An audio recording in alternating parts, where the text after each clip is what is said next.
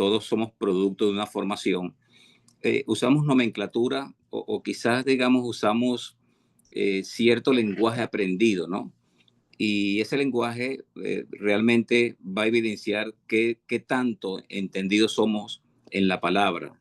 De hecho, cuando voy a decir esto, y no quiero que se subestime, pero cuando uno, no es el caso de Paul que acaba de orar, ¿no? En el absoluto no es el caso de él, pero cuando tú pones a una persona a orar y observas cómo ora, qué palabra está usando, tú puedes pasar una lectura de la madurez o la inmadurez de esa persona en función de la oración que está haciendo. No sé si me hago entender, ¿no? ¿Ok? Entonces, bueno, dentro del mundo, de la cultura, digamos, cristiana, hay mucho lenguaje aprendido, ¿no? Y sobre el concepto del reino, si quieres, si quieres, tranca esa puertica ahí para que la bulla no penetre. Ok. Dentro de la cultura cristiana hay mucho lenguaje aprendido, mucho lenguaje aprendido. Y se usan quizás malos conceptos o malas interpretaciones, etcétera, etcétera. Ok, en el libro de Marcos Brunet, el libro de Marcos Brunet, eh, que se titula Dios no tiene favoritos sino íntimo, él hace como una declaración, dice que cuando oramos, diciendo Señor, venga a tu reino, y tiene que ver con Lucas 11, versículo 2, donde Jesús les dijo, cuando oréis, decí de esta manera, Padre nuestro que estás en los cielos, santificado sea tu nombre, venga tu reino, hágase tu voluntad en el cielo, así también en la tierra. Esta es una oración poderosa, ¿no? Y estaba Jesús aperturando su ministerio con los discípulos. Y Marcos Brunet resalta algo bien importante que quiero expresar en esta tarde, ¿no? Él decía, no podemos orar, Señor, venga tu reino, cuando en nuestros corazones están entronados reinos que son diferentes al reino que estamos pidiendo. Es decir, muchas veces, Señor, venga tu reino, Dios quiere enviar su reino, Dios quiere revelar su reino al corazón de nosotros, pero tenemos que primero delastrarnos de los diferentes reinos que intentan gobernar nuestras vidas. Por ejemplo, un ejemplo práctico pudiera ser, vivimos afanados y el afán puede ser un reino que está gobernando nuestras vidas, el afán, la ansiedad, el estrés, la presión de vida, las preocupaciones compulsivas, la adicción al trabajo. Es decir, pudiéramos pasar toda la tarde acá hablando de algunas cosas que se pueden convertir en reino y que de alguna manera le estamos dando legalidad en nuestra práctica de vida, ¿no? Entonces, Marcos Brunet decía, no podemos orar venga a tu reino cuando todavía tenemos entronados reinos que se oponen al reino de los cielos. Y esto es bien reflexivo, porque en este pasaje de Lucas 11:2 hay dos cosas que me llaman la atención. Hágase tu voluntad, número uno. Es decir, el reino de los cielos tiene que ver con una sola voluntad, y es la voluntad del Señor Jesucristo. No hay otra voluntad, y uno de los grandes enemigos de nuestra madurez tiene que ver con nuestra voluntad humana.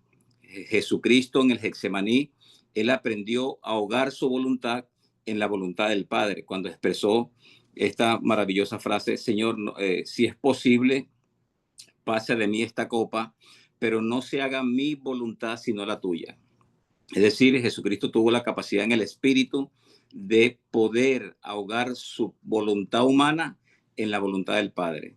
Y lo segundo es, Señor, venga tu reino. O sea, el reino tiene que ver con solo la voluntad del rey, y cuando oramos, Dios no comparte su reino con otro reino, ¿no? Quería decir esto porque hay dos cosas que quiero expresar como de manera introductoria. Y la primera es, ya para entender un poco en el concepto del reino, lo primero es que uno de los lenguajes que usamos culturalmente tiene que ver con que la iglesia o nosotros estamos en la tierra para establecer el reino, ¿no? Vamos a romper algunos paradigmas religiosos, vamos a romper algunos estigmas. Nosotros, la iglesia del Señor, no está en la tierra para establecer su reino. No es el llamado de la iglesia. Nosotros estamos llamados como iglesia solamente a manifestar y a expresar el reino que ya está dentro de nosotros. Es decir, el establecimiento del reino no nos toca a nosotros, es un acto soberano de Dios. Dios en la consumación de los tiempos, basado en la obra de la cruz, en Cristo el Señor, ya el Señor estableció en la eternidad su reino. Ya es algo que está establecido, ¿no? Entonces, tenemos que romper ese paradigma y dejar de usar un vocabulario que estamos aquí porque la iglesia está para establecer el reino. No, no, es una mala praxis verbal que debemos de lastrarnos porque no estamos llamados a establecer el reino, estamos llamados a la expresión del reino, estamos llamados a la manifestación del reino a través de nuestra vida, de nuestro ser integral. No sé si me estoy explicando bien con esto. ¿Ok? Eso, número uno, número uno. Entonces, quiero que escriba allí, no, la iglesia no está llamada a establecer el reino, ese es un atributo de Dios solamente. En la eternidad, la iglesia está llamada a la expresión y la manifestación de ese reino que ya está dentro de nosotros. Sí estamos allí. Quiero ver manos levantadas a ver si me estoy explicando. El ¿Ok? reino ya está establecido, pues hay que Amén. mostrarlo. Hay que expresarlo y hay que manifestarlo a través de nuestras vidas. Es una expresión de vida. Una ¿Ok? expresión, eso ya está hecho. Ahora Sí. es nuestro trabajo expresarlo. Exactamente. Y lo otro que también estamos usando de manera intencional o no intencional como lenguaje verbal es el hecho de que siempre estamos como que esperando algo, ¿no? El reino no es algo que estoy esperando. El reino es algo que ya está entre nosotros. O sea, yo quiero que vamos a dibujarlo de esta manera. Todo lo que vincula al nuevo pacto de la gracia, todo lo que vincula al nuevo pacto de la gracia, comenzando como un punto convergente en la cruz, ¿ok? Con el sacrificio único y eterno que Jesucristo hizo en la cruz del Calvario, a partir de allí se establece el nuevo pacto en la consumación de los tiempos. Ahora, quiero que entendamos que todo lo que compete al nuevo pacto, ya todo está consumado. La frase final de Jesús en la cruz dijo, Señor, consumado es, ya fue terminado a la perfección. Entonces, cuando nosotros hablamos del reino, desde la perspectiva del nuevo pacto, no es algo que estoy esperando. No es algo que estoy esperando, no es algo que yo tengo la expectativa de que va a aparecer. El reino de los cielos es algo que ya está entre nosotros y que más aún está dentro de nosotros. ¿Ok? En este sentido, voy a recapitular lo que comencé. Entonces, tiene que ver con una expresión de vida. O sea, no solamente el reino en mí, sino el reino a través de mí. El reino en mí, el reino a través de mí.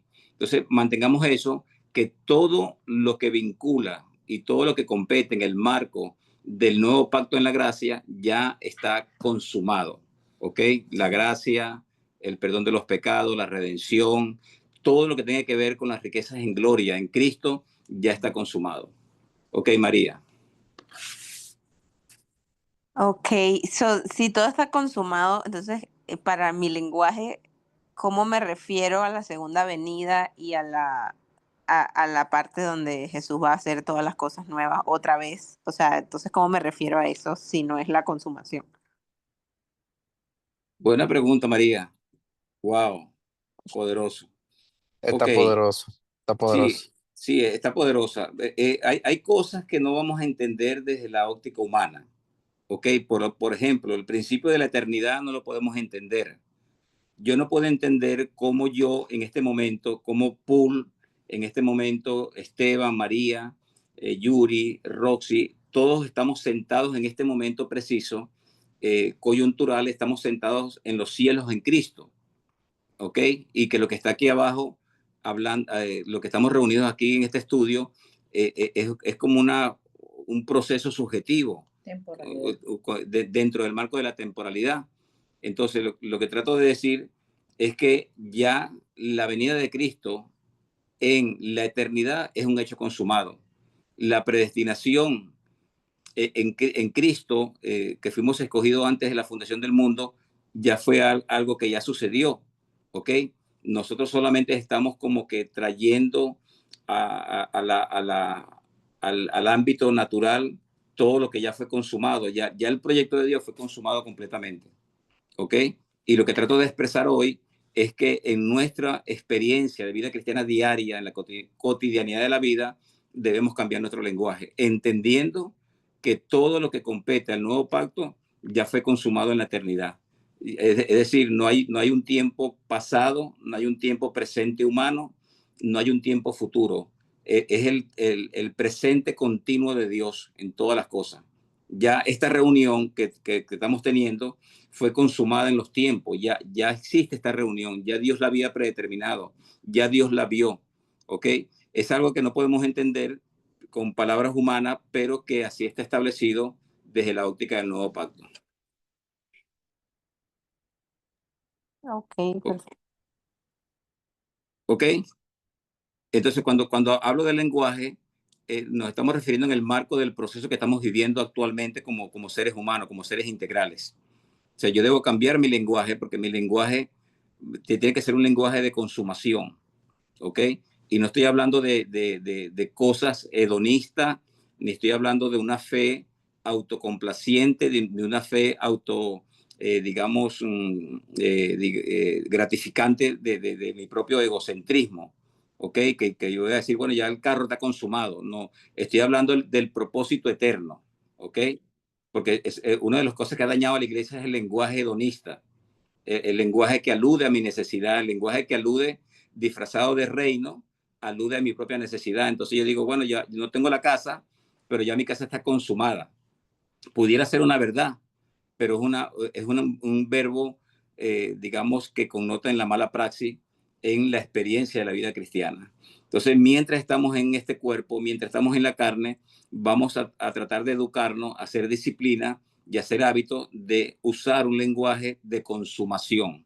Ya está consumado dentro del propósito eterno, ¿ok? De hecho, si yo fuese profeta del nuevo pacto, yo profetizo como profeta del nuevo pacto lo que ya Cristo consumó en la cruz del Calvario. ¿Ok? Eso no significa que Dios no hable en un momento determinado, que Dios no tenga una palabra para alguien en un momento determinado, pero dentro del marco del propósito eterno, ya yo como profeta debo profetizar, valga la redundancia, todo aquello que ya fue consumado. Y para eso debo ser entendido en los tiempos. ¿Ok, María? Perfecto. Fíjese bien, decíamos en la introducción que el reino no es algo que establecemos, ¿ok? Y que quiero tratar de explicarme lo más sencillo posible. No es algo que establecemos, es algo que expresamos y es algo que manifestamos. Número dos, no es algo que estoy esperando que va a suceder, es algo que ya sucedió en la eternidad, que está entre nosotros y más aún que está dentro de nosotros. Ahora, ¿por qué? ¿En qué me ayuda a mí a entender esto? O sea, ¿cómo cambia mi óptica cuando yo entiendo de que yo no establezco el reino, sino que lo expreso y lo manifiesto, y cuando no lo espero, sino que ya está dentro de mí y está en medio de mí también? Eso es importante porque, digamos, alguien decía en estos días que la iglesia del Señor en estos últimos tiempos está viviendo una generación de Marta. La generación de Marta, analógicamente, es la generación que siempre está haciendo mucho para el rey, pero está viviendo poco tiempo con el rey. Hace muchas cosas para el rey, pero no tiene intimidad con el rey. Esa es la generación analógicamente o metafóricamente de Marta.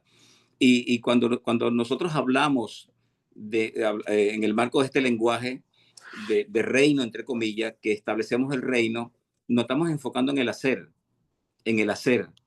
Y entonces el hacer toma lugar del ser en nuestras vidas. Porque cuando yo soy, el ser tiene que ver con la expresión, el ser tiene que ver con la manifestación, el ser tiene que ver con mi identidad. Es decir, si yo estoy claro en mi identidad, voy a hacer una expresión correcta. Si yo estoy claro en mi naturaleza, voy a hacer una manifestación correcta. De tal manera que es importante porque cuando yo hablo de establecer el reino, generalmente o automáticamente estoy centrado en el hacer y no tanto en el ser, que tiene que ver con la generación de María, sentado a los pies del Señor, escogiendo la mejor parte, ¿ok? Entendiendo que no estoy subestimando a Marta, porque siempre tenemos que hacer, pero qué bueno sería entender que todo lo que estoy haciendo, que todo lo que estoy motivado a hacer o todo lo que estoy intencionado en hacer, están haciendo de una intimidad con mi rey, están haciendo de una intimidad con Dios, están haciendo de una relación significativa, genuina y personal con Dios, entendiendo que esa intimidad me va a garantizar que lo que estoy haciendo no es cuestión de religión, de religar, del esfuerzo para alcanzar a Dios, sino que es producto de un hacer que proviene del corazón del Señor.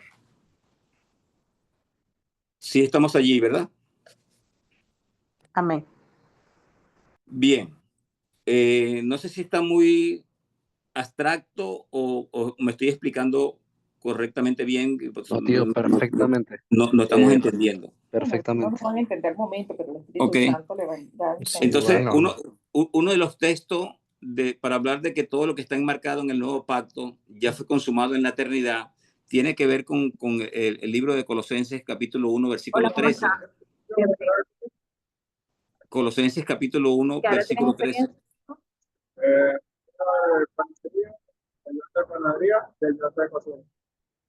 El cual nos dice, Está bien.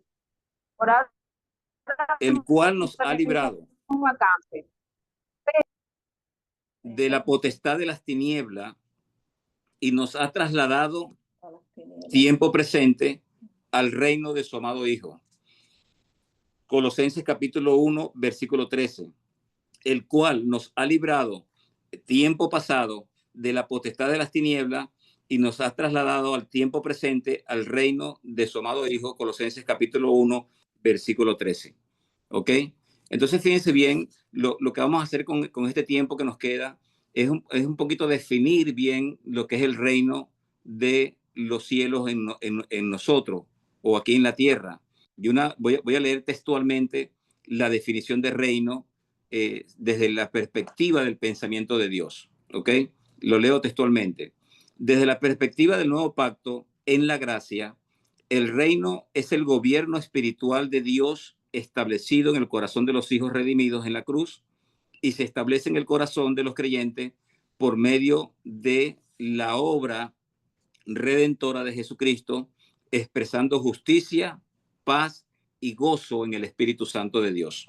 Lo voy a leer porque creo que la definición es bien importante, porque hay una teología que postula el hecho de, creo que se llama la teología de la liberación, que no tiene que ver con demonio, tiene que ver con la obra social, ¿no? Y el reino no tiene que ver con obra social. Yo creo, no estoy subestimando y descalificando que hagamos ciertas actividades sociales. Creo que estamos llamados a bendecir a gente a nivel de cosas materiales o necesidades básicas, pero no es el propósito fundamental del reino de los cielos hacer obra social. La hacemos porque nos nace en el corazón, porque amamos al prójimo, porque amamos al Señor, porque somos compasivos, porque tenemos el atributo de la misericordia, pero no es el propósito de la iglesia hacer obra social. ¿Ok? Entonces, en el marco de la iglesia, desde la perspectiva del nuevo pacto, en la gracia, el reino es el gobierno espiritual. Y quiero que subrayen esa palabra, reino es el gobierno espiritual. Gobierno espiritual de Dios establecido en el corazón de los hijos redimidos en la cruz y se establece en el corazón de los creyentes por medio de la obra redentora de Jesucristo, expresado en justicia, paz y gozo en el Espíritu Santo de Dios. Eso es la base bíblica para esta declaración o para esta definición del reino. Está en Romanos 14, 17. Romanos 14, 17, donde dice el apóstol Pablo, porque el reino de Dios no es comida ni bebida. Entienda esto, no quiero que tome literal las dos palabras, comida ni bebida. Aquí lo que el apóstol Pablo está tratando de expresar o manifestar es el hecho de que el reino de los Dios, de los cielos, no tiene que ver con la temporalidad humana, no tiene que ver con los conceptos corruptos del sistema mundano. no tiene que ver con la vanidad de la vida, no tiene que ver con lo que se corrompe con el tiempo, con lo que se difumina, lo que es voluble, lo que se desaparece con el tiempo. Lo que está diciendo es, el reino de Dios no es cosas materiales, no es cosa tangible que yo pueda tocar, ¿ok? Y vuelvo y repito, y quiero remachar que creo que es importante, no estamos descalificando el hecho de las cosas materiales, creo que son importantes para el avance del evangelio. Si usted está trabajando, tiene una empresa, tiene un emprendimiento y a través de ese emprendimiento usted está logrando ciertos propósitos o objetivos materiales, sígalo haciendo, es importante. Yo creo que cada bien que obtenemos o cada bienhechuría que obtenemos o cada proyecto, aunque sea dentro del marco de la temporalidad, es importante para el avance del evangelio, ¿ok?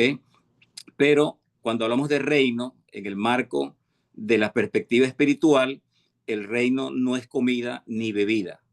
Entonces el apóstol Pablo pasa a declarar una verdad bien suprema que debe estar enmarcada en nuestro corazón o cincelada con punta de diamante, y es el reino, sino que es justicia, diga conmigo justicia, es paz y gozo en el Espíritu Santo de Dios. Entonces el reino de los cielos no es algo que yo pueda tocar, no es algo que yo pueda hacer tangible, ¿ok? Tiene que ver con básicamente justicia, y la justicia acá en el marco de este pensamiento, la justicia tiene que ver con nuestras obras. Por eso la Biblia establece que somos instrumentos de justicia, ¿ok? La justicia tiene que ver con nuestras obras. Cuando Juan el Bautista fue a bautizar a Jesús en el Jordán, Juan no quería bautizar a Jesús porque debería ser lo contrario. Y entonces viene el Señor y le dice, estoy parafraseando el texto, le dice, Juan, tienes que bautizarme, porque es necesario que se cumpla toda justicia. Allí es la misma palabra justicia para el texto que estamos leyendo. Lo que estaba diciendo Jesús era básicamente, es necesario que yo cumpla con toda obra humana. ¿Ok? Entonces, la palabra justicia, el reino de los cielos, tiene que ver con el hacer, pero desde el punto de vista como fundamento del ser. ¿Ok? Justicia, paz y gozo en el Espíritu Santo. Entonces, entender que es un reino espiritual. ¿Ok? Es importante que entendamos que el reino de Dios no opera en la temporalidad humana ni opera en la corrupción de este mundo. ¿Ok? Es un reino invisible, es un reino inconmovible, ¿ok? No tiene que ver con la cultura del mundo, no tiene que ver con la pertenencia del mundo, no tiene que ver con el sistema de pecado, no tiene que ver con la sociedad de antivalores, no tiene que ver absolutamente con aquello que se diluye en el tiempo, con lo corruptible. Es un reino realmente que se expresa en el Espíritu Santo, que es intangible, que es espiritual y que se fundamenta en justicia, en paz y en gozo. Un gobierno divino. Sí, un gobierno divino. Quiero ver manos levantadas si no estamos entendiendo. Un gobierno divino. Sí, porque aquí el reino de Dios está entre vosotros. Gracias, Paul, por ese comentario importante. ¿Ok? De hecho, Lucas 17:21 lo dice exactamente. Dice, ni dirán helo aquí o helo allí, porque aquí el reino de Dios está entre vosotros. ¿Ok? Ahora, yo quiero que asumamos algo bien importante, ¿no? El reino de los cielos, al igual que la gracia, no se trata de un asunto de entendimiento académico. No se trata de un asunto de entenderlo desde la perspectiva teológica. No, el reino, de hecho, es algo que también un poco abstracto, pero es una realidad eternal, ¿no? El reino es una persona. El reino y el rey es lo mismo, ¿ok? Entonces, en este sentido, no es algo que yo debo entender desde la perspectiva teológica, no es algo que yo debo entender desde la escatología o de los eventos futuros, es una persona, es Cristo en mi vida, ¿ok? Yo tengo el reino y tengo el rey en mi vida dentro de mí, y solamente mi responsabilidad es la manifestación y la expresión de ese reino. María. Bueno, aquí voy con una pregunta otra vez muy literal. Siempre he tenido esa duda. Cuando Jesús envía a los discípulos, que los envía de dos en dos, y dice que anuncien el reino, Entonces, en esa parte es como que anunciando que ya se aproxima lo que Jesús va a hacer, o en sí, ¿cuál era el propósito de que ellos predicaran antes de la consumación? Recuerde que la iglesia es una dispensación, por llamarlo de esa manera, y el ministerio de Jesús tiene otra dispensación, ¿ok? Cuando tú vas a Juan capítulo 1, dice Jesús a lo suyo vino en plural, a lo suyo, y esa palabra suyo tiene que ver, vino a su propósito, pero luego pasa a decir, y los suyos, perdón, primero en singular y luego en plural. Jesús a lo suyo vino, es decir, a su propósito, pero los suyos en plural no le recibieron. Lo suyo en singular tiene que ver con su propósito y los suyos en plural tiene que ver con los judíos. Jesús vino a su propósito, pero los judíos no lo recibieron. De tal manera que una de las digamos, objetivos principales de Jesús iniciando su ministerio eran los judíos. ¿Ok? Una cosa es la apertura de la iglesia en el Pentecostés, donde se apertura la iglesia y se apertura la iglesia como la responsable de la expresión del reino. ¿Ok? Hay como una dualidad allí bien importante, pero tenemos que aprender a diferenciar esto. Es bien importante. Hay muchos pasajes que tienen que ver con los judíos, por eso uno de los textos de los evangelios más importante era cuando Jesús dice que Jesús vino a buscar las ovejas perdidas de Israel, a un saqueo que nadie lo tomaba en consideración, que nadie que los fariseos y los escribas y los doctores de la ley lo execraban por ser un publicano. La prostituta, lo pecador, lo feo, lo que era execrado socialmente en la época de Jesús, eran judíos que estaban execrados de la gracia de Dios, entre comillas, porque no cabían en los estándares de los fariseos y los escribas. De tal manera que Jesús viene a buscar las ovejas perdidas de Israel, ¿ok? Entendiendo que estaba haciendo un colchón, por decirlo folclóricamente, o estaba haciendo el camino para dar apertura a lo que es la iglesia del Señor, ¿ok? Bien. Entonces, fíjense bien, es interesante que lo otro es que el reino no es un asunto geográfico, no es un asunto territorial, tiene que ver con un ámbito espiritual, tiene que ver con una dimensión espiritual, ¿ok? A mí me causa me causa mucho, no risa, porque puedo ofender a cualquier persona, pero le pido perdón de antemano si ofendo a alguien, ¿no? Pero tenemos un lenguaje aprendido de verdad, que quizás no intencional, pero que resalta la evidencia de nuestra inmadurez cuando decimos desde un púlpito o desde una predicación o nuestro lenguaje interpersonales, usamos frases como esta, como tengo un carro de reino, o tengo una casa de reino, o tengo una cuenta bancaria de reino, no sé quién me quiere ayudar, ¿no? Para no meterme en problemas solo, ¿no?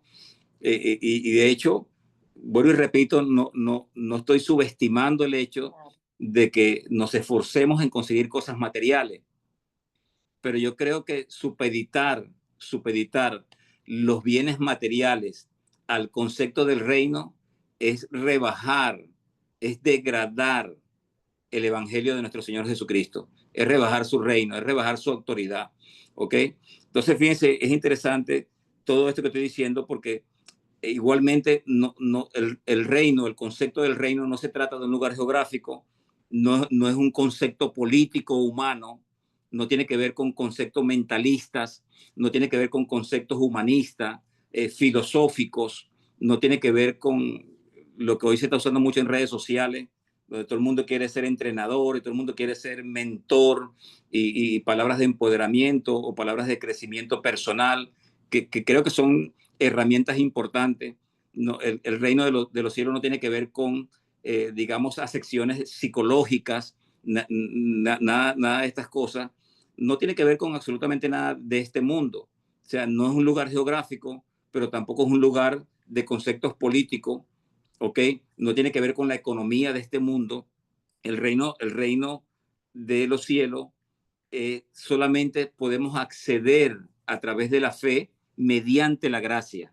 ¿Ok? Por eso Jesús le dijo a Nicodemo, Nicodemo, te es necesario nacer de nuevo. Si no naces de nuevo, no puedes ver el reino de los cielos. Y aquí hay una frase bien interesante, ¿no? Porque, digamos, cuando, para entender un poco el contexto cultural, Nicodemo sabía exactamente lo que era el significado de nacer de nuevo desde la óptica de él como fariseo, como religioso de la época. Y es que para la época, para un fariseo, había como 7 maneras de nacer de nuevo. Es decir, cuando se hacía fariseo, nacían de nuevo, culturalmente. Cuando ese fariseo se hacía miembro del Sanedrín, nacía de nuevo. Cuando se casaba un fariseo, nacía de nuevo. Habían como 7 maneras, formas religiosas de que simbólicamente o representativamente ellos nacían de nuevo. Cuando Jesús le dice a Nicodemo, mira Nicodemo, te es necesario nacer de nuevo, Nicodemo hizo cuenta en su mente, bueno, yo he nacido de nuevo simbólicamente en mi religión. Y Señor, tú estás diciendo que solamente me falta meterme en el vientre de mi madre, ¿ok? Entrar al vientre de mi madre y naturalmente nacer de nuevo. Y Jesús pasa y le declara y le dice, lo que es nacido de la carne, carne es, y lo que es nacido del espíritu, espíritu es. Te digo que es necesario que nazcas de nuevo si quieres ver el reino de los cielos. De tal manera que cuando hablamos de que el reino de los cielos no tiene que ver con corrupción, no tiene que ver con el concepto humanista, entonces solamente podemos acceder a ese reino mediante la fe y por la gracia de nuestro Señor Jesucristo. ¿Ok? Bien. Hasta aquí, ¿vamos bien?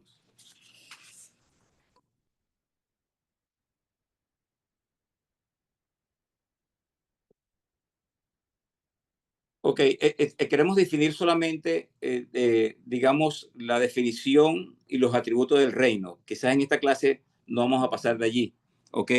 Pero solamente quiero hacer un contraste entre la mala praxis y la buena praxis en cuanto al reino, ¿ok? Lo tercero es que tenemos un reino inconmovible.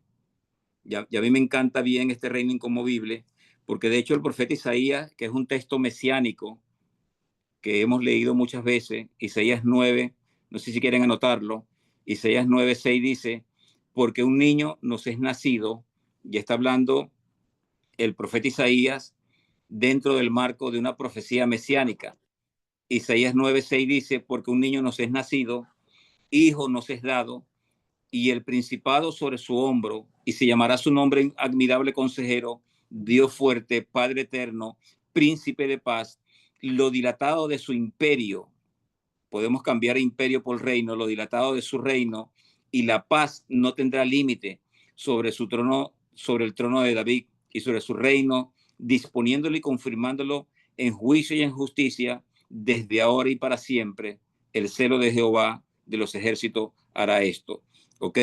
Y este texto es compatible con Hebreos capítulo 12, versículo 28, donde el apóstol de Hebreo dice, así que nosotros, recibiendo un reino inconmovible, subraya eso allí, la palabra inconmovible, recibiendo un reino inconmovible, tengamos gratitud y mediante ella sirvamos a Dios agradándole con temor y reverencia.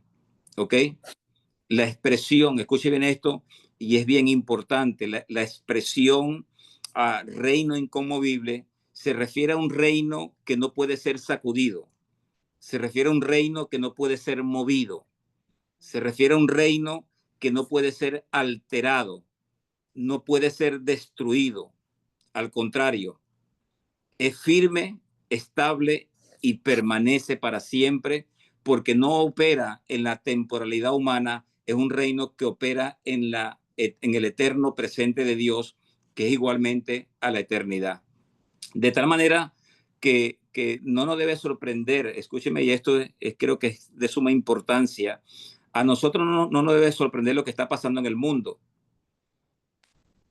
Las confrontaciones bélicas entre naciones, los problemas de la geopolítica o la política internacional, las situaciones de corrupción, los desastres o eventos naturales que están acabando con mucha gente, el calentamiento global del planeta, todo lo que estamos viviendo en medio de una debacle, en medio de una degradación de los valores, de los principios, en medio de una sociedad que corre vertiginosamente, descomponiéndose cada día, ¿sí? Cayendo en un estado de descomposición total, donde los valores se están perdiendo, donde los principios se han desvanecido, una sociedad de pecado que a lo bueno llama malo y a lo malo está llamando bueno. En medio de eso, Dios sigue gobernando en su trono estable.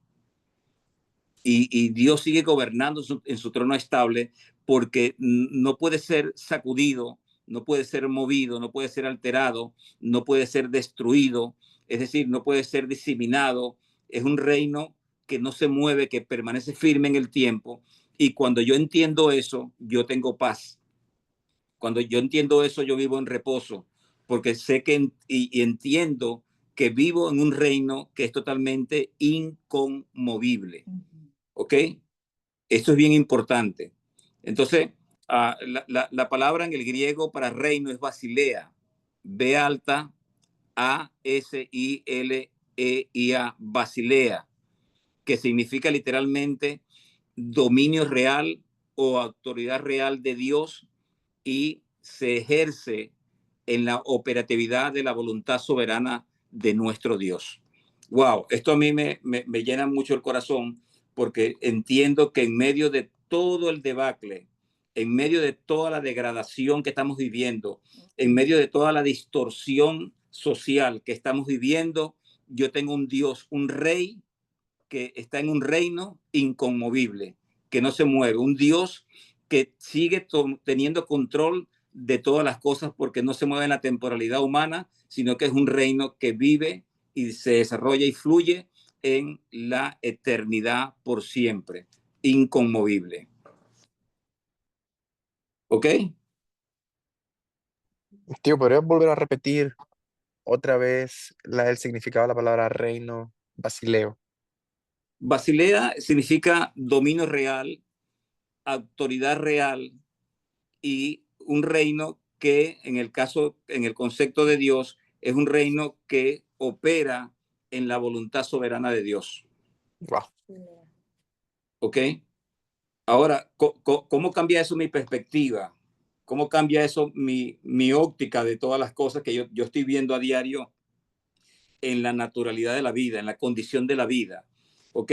Cuando yo entiendo que yo pertenezco a un reino inconmovible, las aflicciones presentes, las crisis presentes o los conflictos presentes comienzan a cobrar sentido en mi vida. Entonces no hay cabida para la ira, no hay cabida para la impotencia, no hay cabida para la murmuración, no hay cabida para la queja, no hay cabida para la renegación, no hay cabida para cuestionar a Dios, sino que yo entiendo que aún las aflicciones que yo pueda estar pasando en medio de una sociedad de pecado, de un pensamiento caído, todo lo que me está pasando cobra sentido, porque cobra sentido no en la temporalidad, sino que cobra sentido en la eternidad. ¿Ok? Y todo colabora para el avance del evangelio en mi vida. Esto cambia la óptica totalmente. Esto cambia la cosmovisión totalmente, completamente, de mi manera de ver a Dios, cómo Dios está operando. ¿Ok? ¿Puedes leerlo, Paul? Sí, pastor, dice, cuando tú aceptas a Jesús como rey, su basilea entra en ti y tú empiezas a manifestarla en la tierra. Claro que sí, así mismo es. ¿Ok? Ahora fíjense bien, otro concepto que tenemos que tomar en consideración es que el reino pertenece solamente al Hijo. Mire, yo voy a decirles algo bien como que rompiendo algunos paradigmas, ¿no? Nunca se ha tratado de nosotros. Dios nos ama. De tal manera amó Dios al mundo que dio a su único Hijo para que todo aquel que en él cree no se pierda, mas tenga vida eterna. Dios nos ama con amor eterno. pero nunca se trató de Ernesto, nunca se trató de Paul, nunca se trató de María, nunca se trató de Esteban, nunca se trató de Yuri, nunca se trató de Rosy, siempre se trató del Hijo, de Jesús. Entonces, ¿qué pasa con este concepto cuando lo definimos bien? Que yo entiendo que se trata no de mí, sino del Hijo, porque en el antiguo pacto Dios hizo pacto con hombres prominentes, Dios hizo pacto con Adán, Dios hizo pacto con Abraham, Dios hizo pacto con Noé, Dios hizo pacto con Moisés, es decir, Dios hizo pacto con hombres, pero en el nuevo pacto Dios no hace pacto con hombres, Dios hace pacto con su Hijo, ¿ok? Por eso la expresión del apóstol Pablo, cuando él dice que somos aceptos en el amado, fue porque primeramente en ese pacto de amor entre el Padre y el Hijo, ¿ok? Yo estaba execrado. Dios hizo pacto con su Hijo. Dios Padre hizo pacto con su Hijo. Entonces, ¿dónde entro yo en este sentido? La gloria de la gracia de Jesús tiene que ver con que yo, siendo pecador, yo que era una persona execrada, yo que estaba muerto en delitos y pecados, el Hijo le dijo al Padre: Señor, ¿qué vamos a hacer con Paul? Para ilustrar un poco las cosas. ¿Qué vamos a hacer con María? ¿Qué vamos a hacer con Esteban? Y entonces el Padre le dijo: no, yo la única manera de yo aceptarlos a ellos es en ti, en el Hijo. Entonces, cuando yo soy acepto en el amado, fue porque entre el pacto del Padre y el Hijo, ellos me introdujeron a mí dentro de su pacto, por la gracia, por la mera gracia. Es decir, por eso Dios no nos ve a nosotros directamente. Cuando Dios ve a María, la ve a través de su Hijo. Cuando Dios ve a Esteban, Dios ve a Esteban a través de su Hijo. Por eso nos ve limpio y sin pecado, nos ve puro y sin pecado, porque no nos ve directamente. Nos ve a través del pacto que el Padre hizo con el Hijo. Entonces, en el pacto entre el Padre y el Hijo, yo, Ernesto Rodríguez, soy acepto en el amado. Soy acepto en su reino. Ok, soy trasladado de las tinieblas al reino de su amado Hijo. Y esa es la gloria de su gracia, en que nosotros, que éramos execrados, que estábamos enajenados de la vida de Dios, entonces fuimos introducidos en el pacto por medio de Jesucristo, exclusivamente. Por eso todo se trata de Él, todo es para Él, todo es con Él. Ok, no tiene que ver, por eso el reino de los cielos no tiene que ver con otra cosa, sino con el Rey quien lo dirige, con la voluntad del que lo dirige, con la voluntad de quien es dueño del reino. Entonces, en Colosenses capítulo 1:13 lo dice textualmente: el cual nos ha librado de la potestad de las tinieblas y nos ha trasladado al reino de su amado Hijo. De tal manera que determinamos entonces, o concluimos, que el reino de Dios pertenece al Hijo y tiene que ver con la operación de su voluntad. Y no tiene que ver con mi voluntad, no tiene que ver con mis razonamientos humanos, no tiene que ver con mis criterios, no tiene que ver con mi teología, no tiene que ver con mi conocimiento académico, no tiene que ver con mi filosofía de vida. De hecho, no tiene que ver ni siquiera con mi propia santidad. La santidad mía juega un papel importante en mi crecimiento, en mi madurez, pero haber sido acepto en el amado es por la mera gracia de nuestro Señor Jesucristo en nuestras vidas. ¿Vamos bien? Ahí vamos bien, ahí vamos bien. Ok. Excelente. En Juan 18, bueno, cuando hablamos de que el reino de Dios pertenece a su Hijo, eso significa que no hay pretensión de parte de nosotros. Por eso tenemos que cambiar el lenguaje. Indefectiblemente tenemos que cambiar el lenguaje. ¿Ok? Podemos usar cualquier otro tipo de lenguaje, pero indefectiblemente tenemos que cambiar los códigos, las nomenclaturas. ¿Ok? Eso significa que no hay pretensión de injerencia de la voluntad humana sobre este reino. Mi voluntad está execrada. ¿Ok? Mis criterios están execrados. Mis buenas intenciones, aunque sean buenas, están execradas. Mi buena intencionalidad humana, aunque sea buena intencionalidad, está execrada porque se trata solamente de Él. de la voluntad de Él. Y esto tiene que ver con intimidad, ¿no? Juan 18:36, quiero que lo subrayen allí, por favor. Juan 18:36 dice, respondió Jesús, mi reino no es de este mundo. Si mi reino fuera de este mundo, mis servidores pelearían para que yo no fuera entregado a los judíos, pero mi reino no es de este mundo. Así que nuestra pretensión de querer cambiar la sociedad, de querer cambiar el sistema, de querer cambiar la cultura, desde nuestras perspectivas, no son vinculables al reino de los cielos. Escúcheme bien esto. Digo esto con mucho temor y temblor porque quizás es un tema álgido y no quiero causar polémica, pero fíjense bien, yo soy de los que pienso de que la iglesia no debe inmiscuirse en políticas. Pienso que el cargo o la investidura de un pastor no debe contaminarse con cargos políticos. Son dos cosas totalmente diferentes. Creo que sí, que una persona individualmente puede, digamos, trabajar y esforzarse para llegar a ocupar cargos de eminencia como ser humano, eso está bien. Pero la iglesia no debe tener injerencia en la parte política. Nosotros somos... sí, no tenemos miedo de introducirnos al sistema, ¿ok?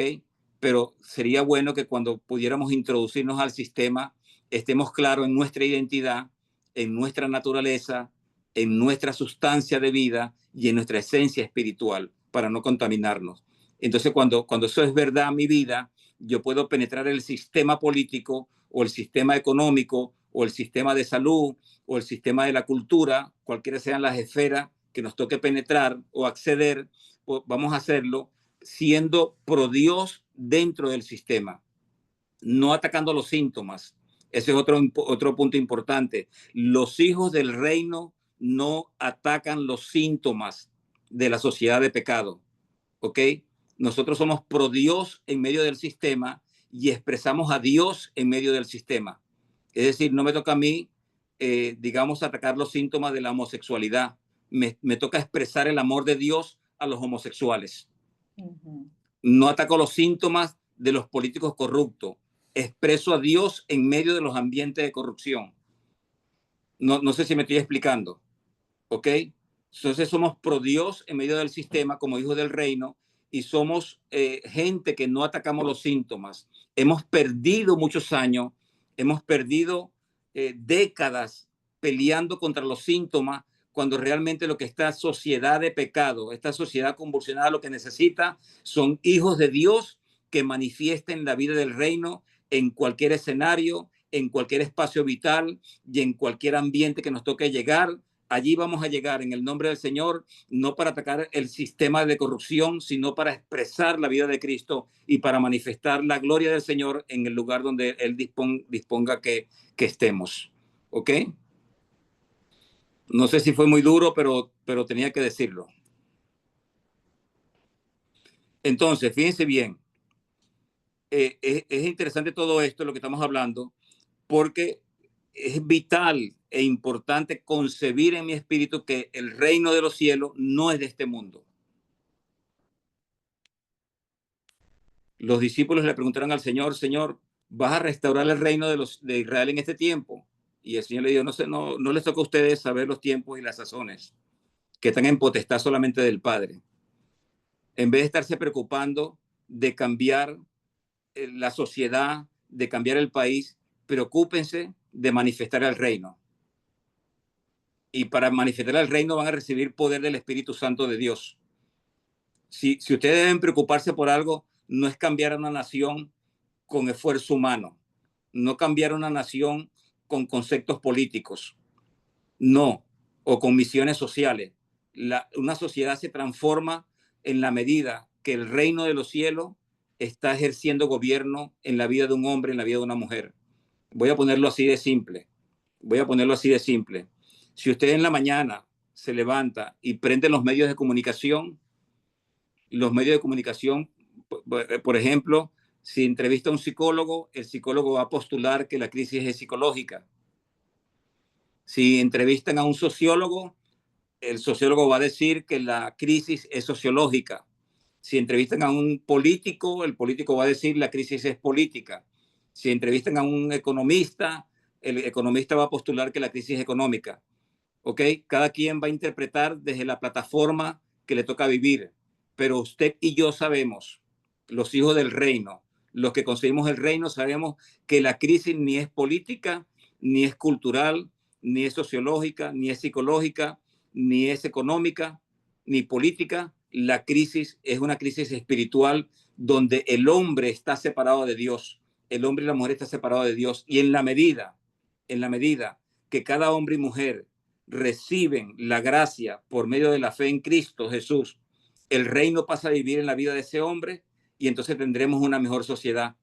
En la medida que Cristo mora en el corazón de los hombres, en esa misma medida entonces tendremos mejores sociedades, mejores comunidades, mejores padres, mejores hijos, mejores políticos, mejores maestros, mejores sociólogos, mejores psicólogos. Es decir, tendremos una sociedad transformada desde el concepto, la plataforma de una vida espiritual y no desde conceptos humanistas y filosóficos.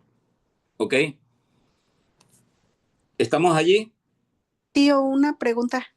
Soy Rosy. Sí. Por ejemplo, regresando un poquito, no sé cómo formular la pregunta, pero el caso es que ahorita usted decía que el pacto, ahora el nuevo pacto es Cristo, ¿verdad? Que antes él pactaba con el hombre, el Padre. ¿Qué pasa con las personas sí, pues con muchas creencias? Por ejemplo, yo vengo de una iglesia donde te hacen pactar con Dios. Entonces, ¿de qué manera? Nunca me gustó una porque es con dinero y a veces también es como con el servicio. Por ejemplo, antes de nosotros venirnos para Estados Unidos, nos hicieron firmar una carta donde decía que nosotros teníamos que renunciar y a venirnos para Estados Unidos y teníamos que hacer un pacto con Dios de esta manera. Entonces, por mucho tiempo yo tenía como en mi mente, le fallé a Dios, o sea, ¿por qué hice eso? Entonces, creo que hay ahorita, conozco muchísima gente que aún están en una iglesia así, donde te hacen que tú estés haciendo pactos con Dios. Entonces, no sé si más bien si me estoy explicando, al punto que quiero llegar es cómo se puede manejar este tipo de cosas o si es válido aún hacer que la gente pacte, aún sin quererlo. Bueno, me vas a meter en problemas. ¿Quién es Roxy, no? Permítame poquito, se me cayó el audífono. ¿Perdón? Roxy, ¿no? Sí. Ok, me vas a meter en problemas, Roxy, ¿oíste? No se Pero preocupe. voy a tratar de darte una respuesta, ¿no? Ok, gracias. En primer lugar, quiero respetar la forma cultural y la forma organizativa o estructural de cada congregación. ¿Ok? Cada congregación tiene su forma, sus perfiles, sus valores y todo lo demás. Pero yo en la Biblia que yo leo, por lo menos la que yo leo, no he visto en ninguna parte un concepto tal como que pactar a Dios con dinero. No existe eso. No hay una expresión en la Biblia acerca de eso. Y en segundo lugar, en el caso de la gracia, exactamente uno de los propósitos fundamentales por la cual Cristo viene a la cruz es porque el hombre en su naturaleza es hombre infiel. ¿Ok? Nosotros no podemos hacer pacto con Dios porque vamos a fracasar en el intento de ese pacto, ¿no? De tal manera que, por esa razón, lo expliqué claramente, Dios hace pacto con su Hijo, ¿ok? Y hace el cumplimiento de la ley en el hombre. Jesús es el cumplimiento de la ley por cuanto el hombre estaba inhabilitado y incapacitado para cumplir la ley. Había un bloque de leyes en el antiguo pacto, creo, no sé si recuerdo mal, 1.600 leyes, ¿ok? Y de las 1.600 leyes tú pudieras cumplir quizás 1.599 leyes, pero si faltas una, te hacías maldito, ¿ok? Entonces nadie podía cumplir las expectativas de la ley. Por esa razón, Dios envía a su Hijo para que en la humanidad de Cristo se cumpliese la ley en el hombre por medio de la gracia. Eso hay que entenderlo de esa manera. Yo estaba inhabilitado para hacer pacto con Dios. En cuanto a dinero, yo no consigo ningún registro. Pudiera de repente aceptar a alguien que pueda hacer un compromiso de santidad o pudiera hacer un compromiso de profundizar el carácter en su vida. Intentar hacerlo, cambiaría la palabra pacto por compromiso. No me atrevería yo en mi caso personal a usar la palabra pacto. Haría un compromiso de santidad, pero no hay en absoluto un registro de pactos financieros en la Biblia.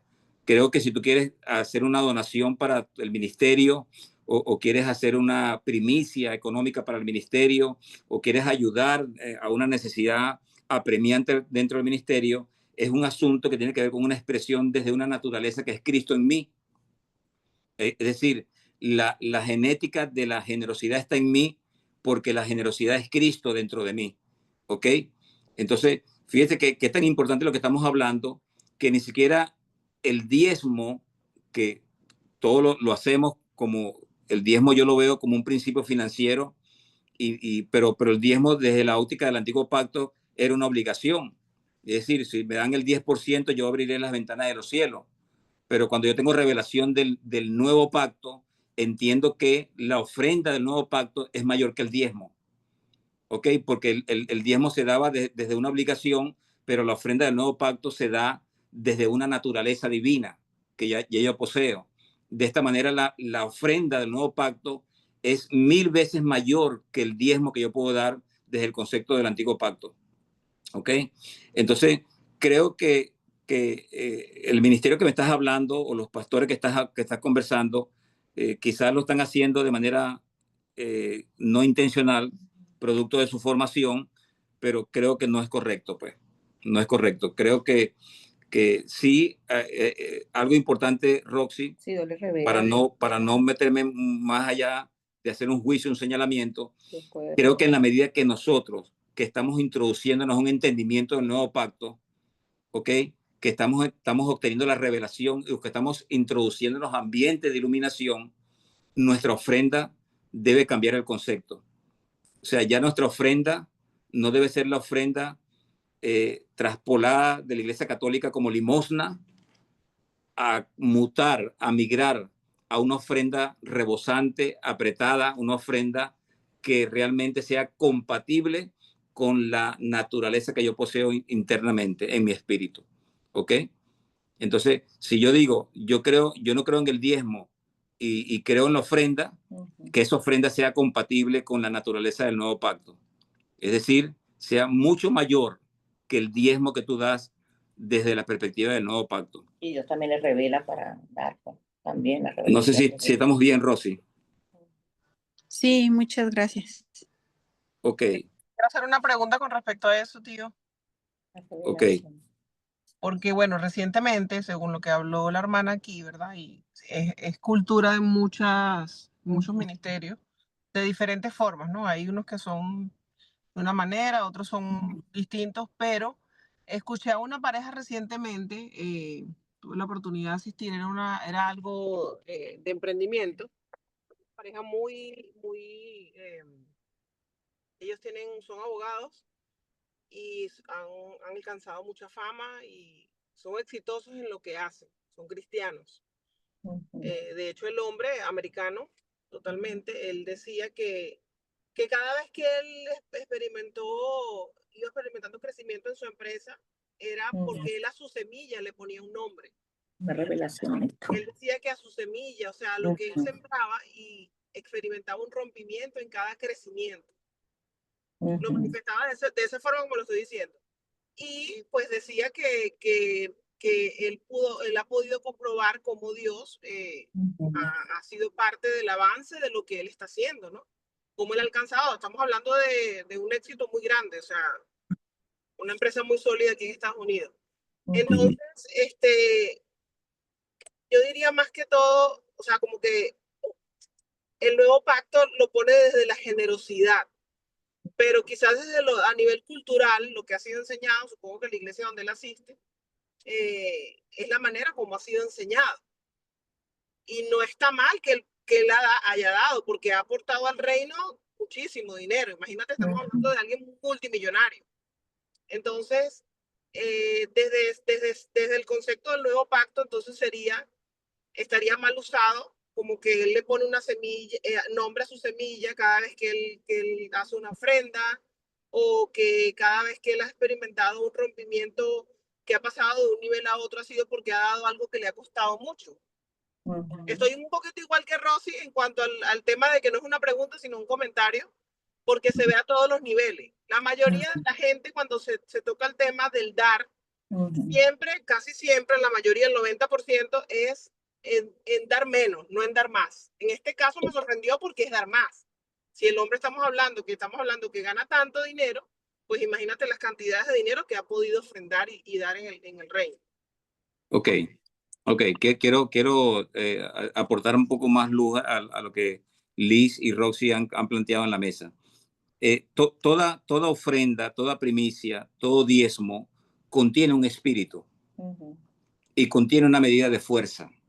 Esas dos cosas son importantes a la hora de yo establecer mi ofrenda. O sea diezmo, sea ofrenda, sea primicia, sea un bien material, un inmueble, o lo que yo pueda sembrar para el reino. Y hablo de siembra porque es un concepto bíblico, el principio de siembra y cosecha.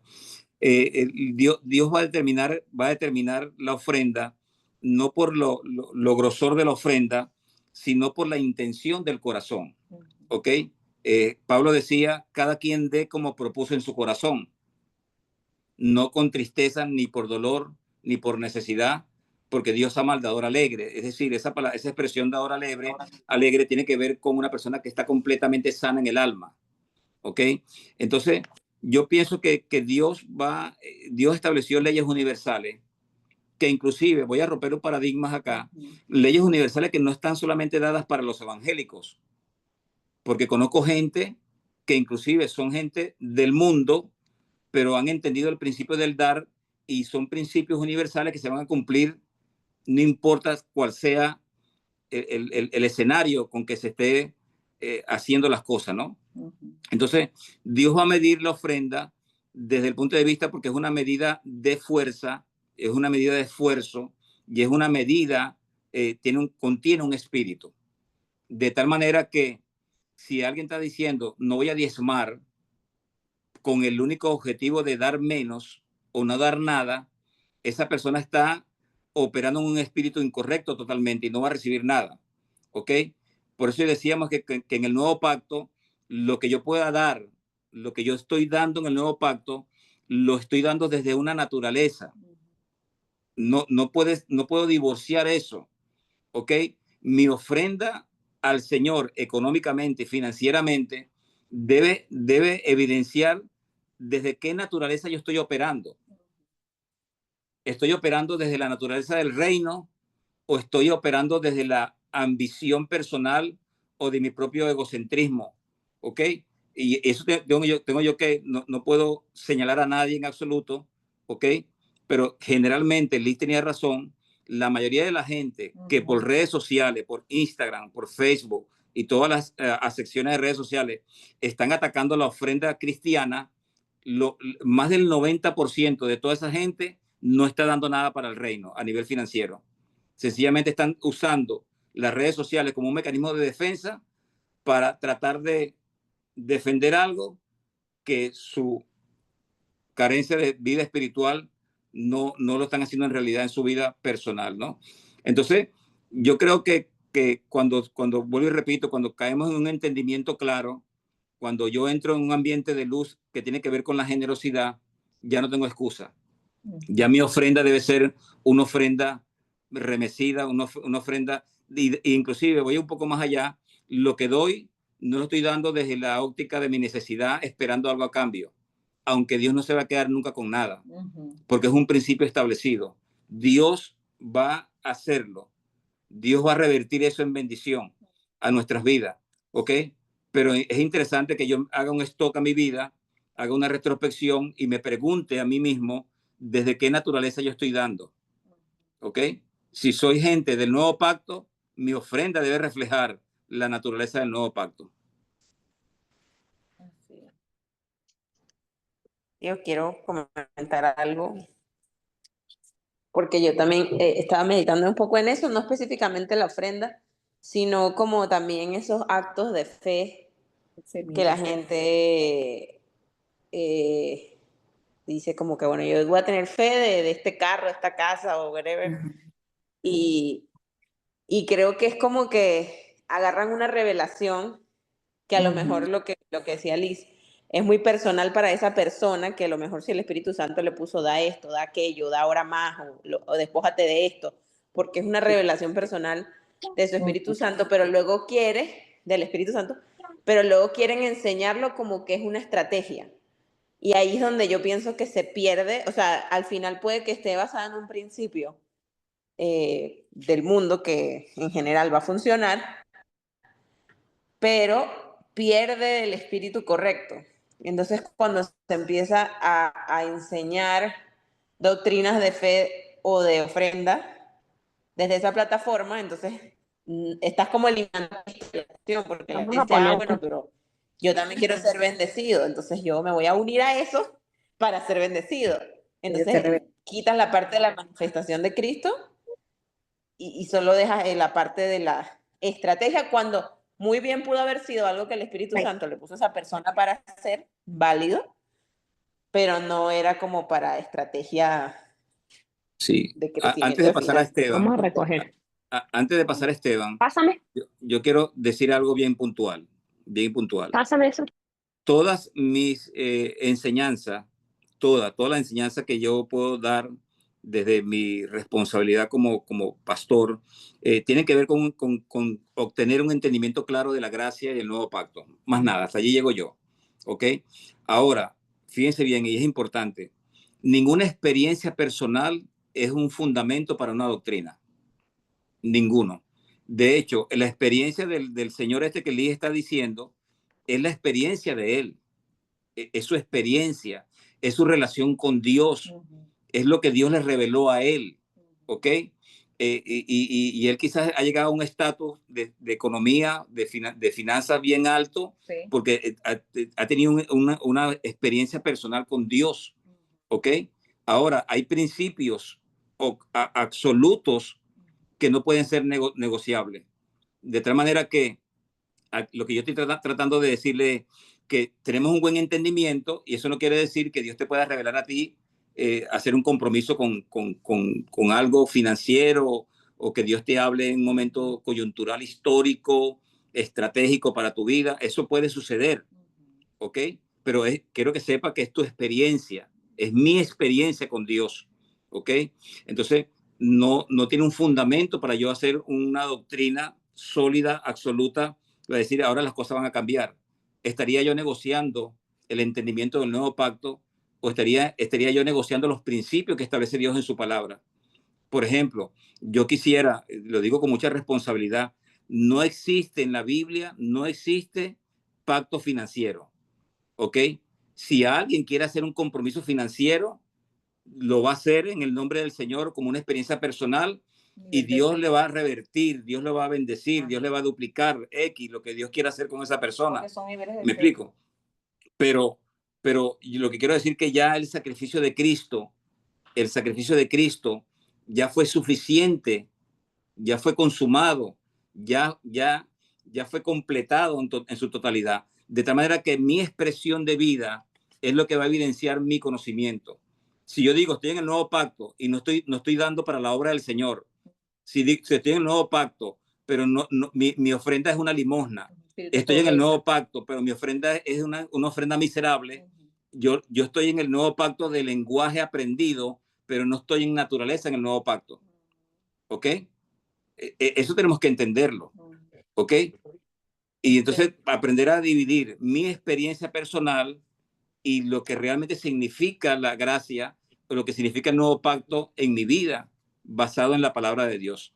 ¿Ok? Todo lo demás son mis experiencias personales. De tal manera que lo que yo puedo ver es que si eres dador, Dios te va a bendecir. Dios dice en su palabra, cada quien dé como propuso en su corazón, no con tristeza ni por necesidad, porque Dios ama al dador alegre. El que siembra escasamente va a cosechar. Y el que siembra generosamente va a cosechar. Si ese principio del nuevo pacto es verdad, entonces yo quiero operar en el principio de la generosidad. Yo quiero sembrar en generosidad. ¿Ok? ¿Por qué? Porque Dios dice que voy a tener una cosecha generosa. Y ese principio no pelea por nadie. Ese principio no es mi experiencia personal. No tiene que ver con lo que yo pienso o lo que Dios me habló una noche mientras dormía, que eso es válido. Tiene que ver con lo que está escrito, lo que es absoluto y lo que permanece para siempre. Eso no lo voy a negociar. ¿Ok? Entonces, aprender a diferenciar lo que es mi experiencia personal o lo que Dios me habló en un momento coyuntural, en un momento estratégico de mi vida, y lo que es los principios y valores de la palabra que ya están establecidos y que ya fueron consumados en el pensamiento de Dios en Cristo el Señor. Son niveles de fe, Ernesto, niveles donde se llegan, no son revelados. Bueno, disculpa, quiero intervenir rapidito antes de, porque ya sé que nos pasamos. Hay una cosa que, por ejemplo, yo la veo mucho de una iglesia local, la cual aprecio demasiado. No estoy en una posición de juzgar porque no me agrada, pero lo veo bastante. Es una iglesia donde yo pude estar y sus pastores son de bendición. Pero ellos hacen cada cierto tiempo una semana de pacto.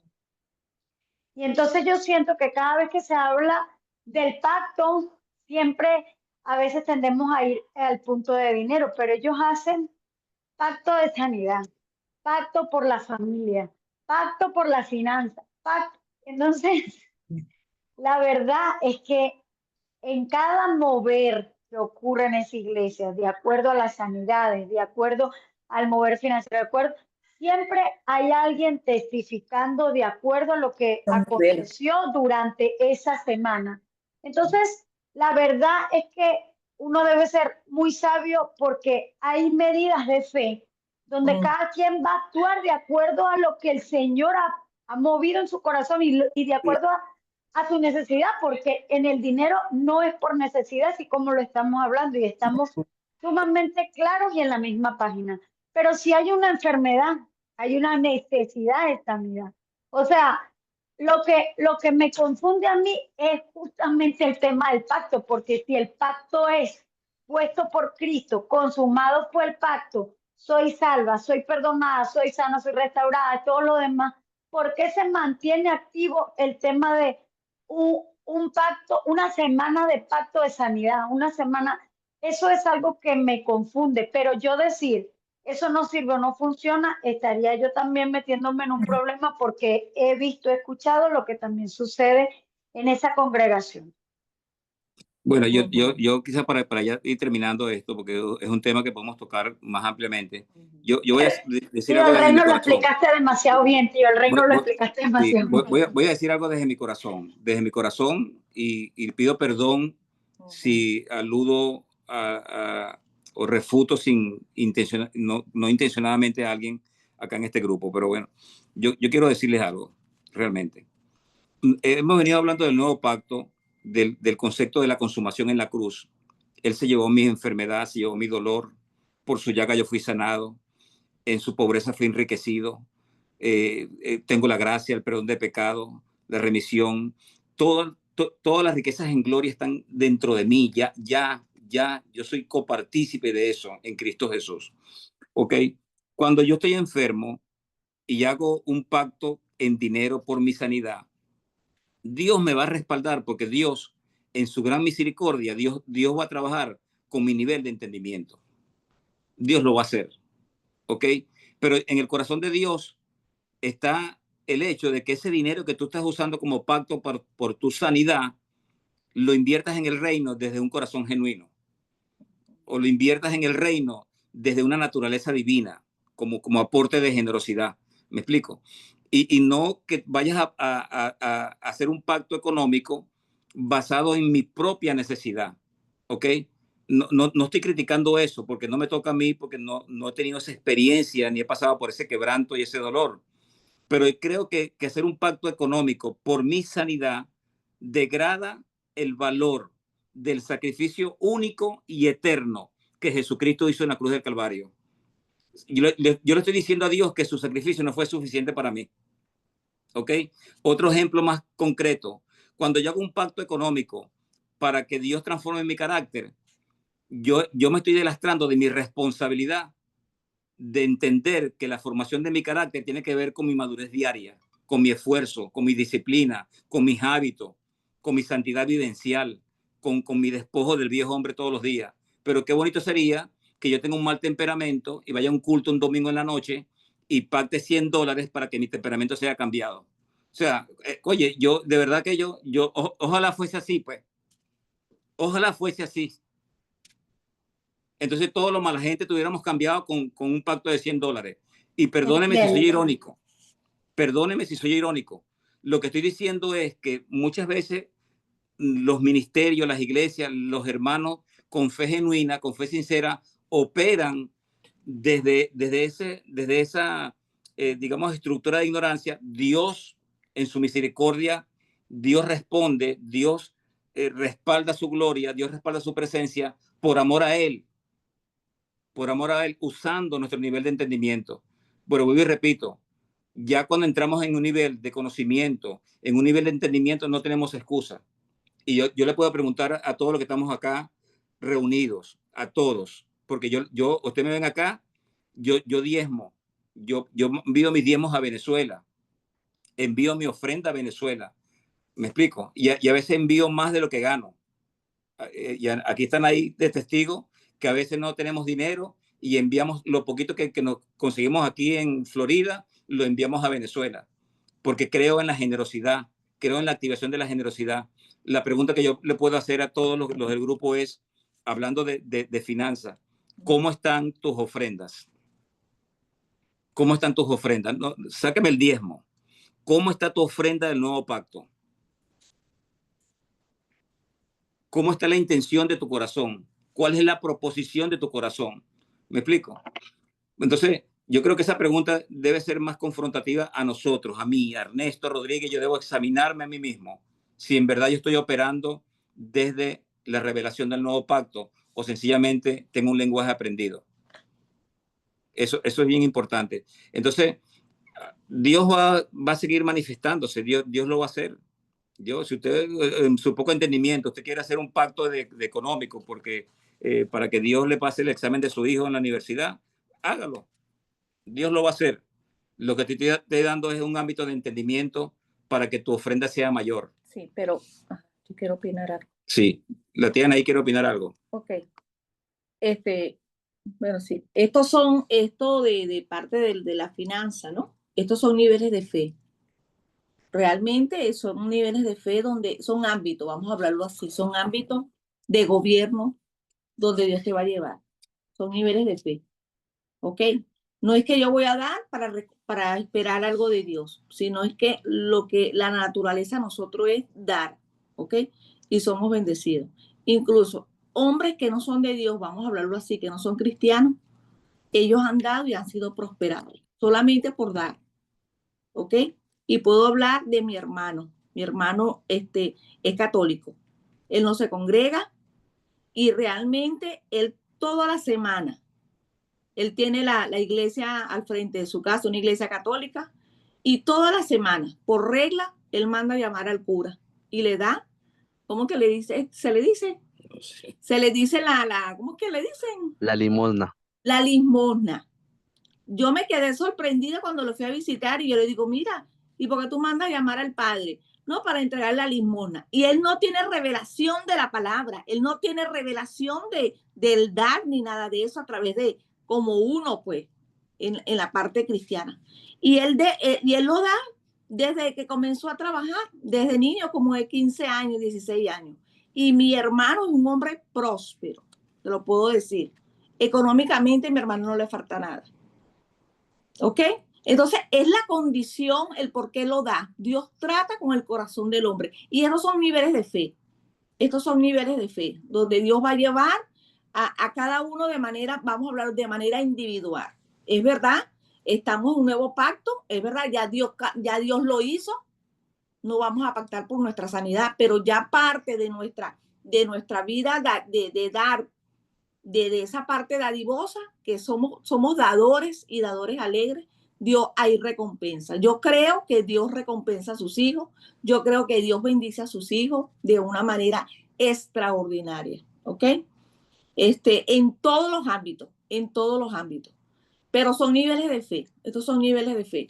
¿Cómo se explica eso? Es un gobierno de Dios. Hay cosas que realmente no se explica. En el mundo espiritual hay profundidades. ¿Y cómo puedo yo entender esto? Bueno, a mí se me han revelado cosas como profeta, cosas que no, vamos a hablar lo que no está en la Biblia, vamos a hablarlo, que no está literalmente plasmado como tal. A mí se me han revelado medicinas. Cuando vino el COVID, antes del COVID, se me fue revelado como Pedro en el lienzo, se me fue presentado y lo ejecuté y lo vi y vi que fue algo real y Dios sanó y Dios nos libró de pasar por esa enfermedad, por el COVID. Entonces, es algo extraordinario, es algo que no podemos entender más allá. Pero sí, esos son niveles de fe. Cuando Dios te pide algo, cuando Dios te dice algo, es revelado y son niveles de fe donde Dios te quiere llevar a profundidades. No lo puedo explicar, vamos a hablarlo así. ¿Ok? Son niveles de fe. Entonces, leyendo la palabra, es verdad, y aquí hay profundidades, no nos las sabemos todas. Aquí hay profundidades que, bueno, pues, más allá de lo que Dios nos quiera mostrar. Amén. Es parte de mi testimonio. Excelente, tía. Excelente. Bueno, gracias por compartir. creo que dimos hoy 2 estudios dos en uno. Sí. Sí, no, Rosy, gracias extenso. por cambiando el tema, ¿oíste? Son niveles. Gracias, Rosy. Son niveles. Perdón. Bueno, nada, no, es muy tela que cortar en todo esto, porque sí es cierto, para orar y terminar este tiempo con ustedes,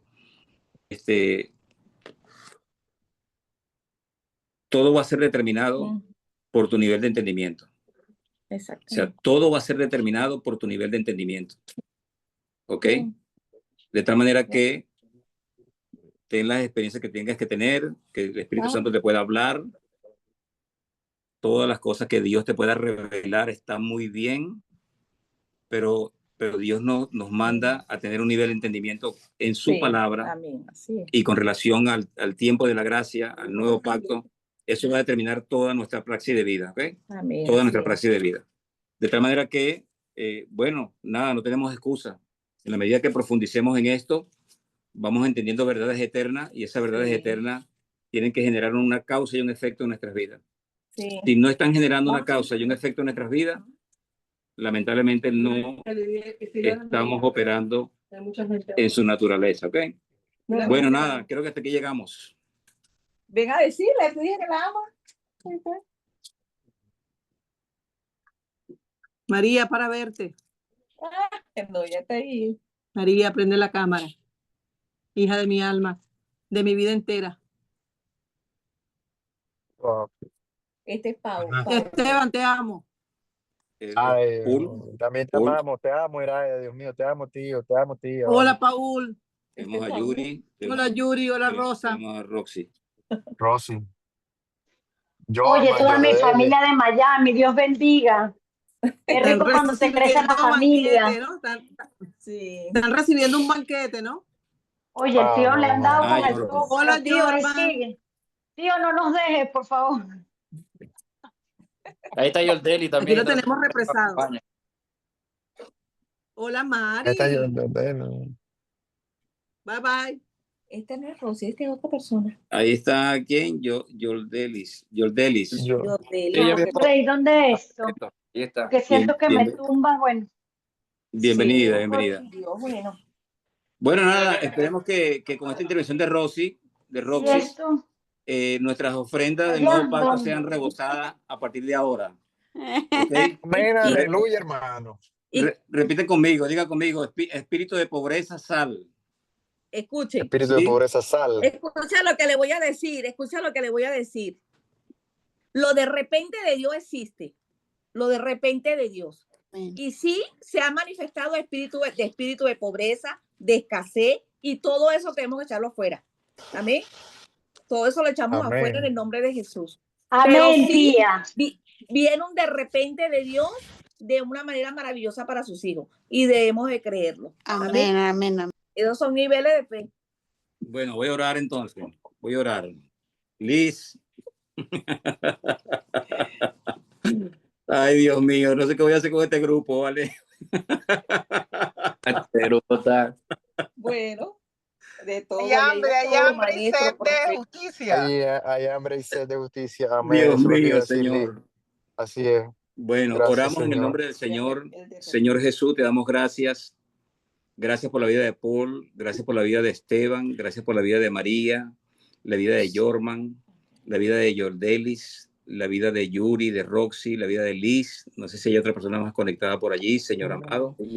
Pedimos, Señor amado, que tu palabra pueda germinar y dar fruto al 100 por 1, y que esta palabra que hoy hemos recibido, que entre todos hemos construido, Señor amado, sea una transferencia de vida, que nos lleve a nuevos niveles de entendimiento, y que podamos, Señor amado, hacer una expresión más clara y más nítida de tu presencia en todo lugar donde vayamos. Gracias por este tiempo donde se nota, Señor, y es evidente el hambre y la sed de tu palabra en cada uno de ellos.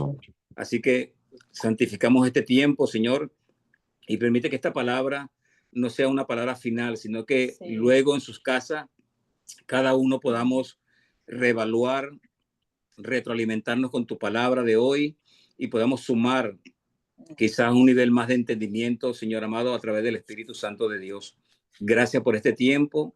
Agradecemos tu presencia de gloria, Señor amado, y ayúdanos a ser mejores cada día, a que la expresión, Señor amado, sea una expresión de gloria y que podamos ser evidentes, Señor amado, como hijos del reino que somos.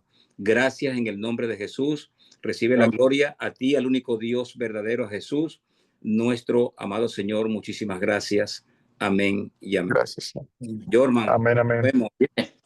Bueno, Te escucho. cambio fuera. Cambio fuera. Bendiciones. Nos vemos. Bendiciones a todos. Les amamos. Bendiciones, bye. Amamos. Adiós, Lee. Bye. Por. Ese por.